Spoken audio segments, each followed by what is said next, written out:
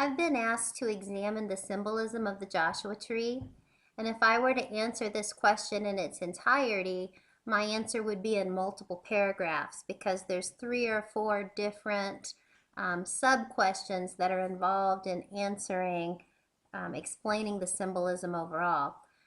In this particular screencast, I'm only going to write 1 paragraph because my purpose is to show you how you can introduce quote or text evidence in your writing in a way that's going to build your credibility as a writer and going to help develop your paragraph effectively. So I'm going to start with a topic sentence. In the glass castle, the Joshua tree symbolizes Jeanette Wall's experience as an outcast.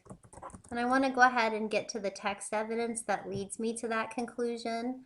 So describing the tree, Walls, and I need to build her credibility here. Why am I quoting her? Walls, the author of the text, so I'm building credibility, writes, comma, quotation, and I'm just copying right out of the book here. I thought the Joshua tree was ugly. It looked scraggly and freakish, permanently stuck in its twisted, tortured position. And the quote goes on, but that's all I need. So I'll put ellipses to indicate I didn't take the whole quote. And then I need my parenthetical reference that came from page 35. So now I need to explain the quote. How is this a symbol? So literally, what does the quote mean? Literally speaking, the tree has grown this way because of the harsh desert conditions. And I'll put some examples. The lack of rain, the windstorms, the dry heat beating the tree into submission.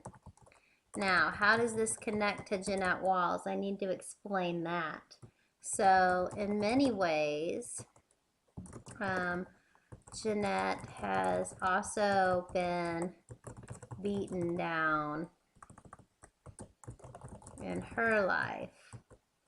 I need some examples. She doesn't get enough to eat.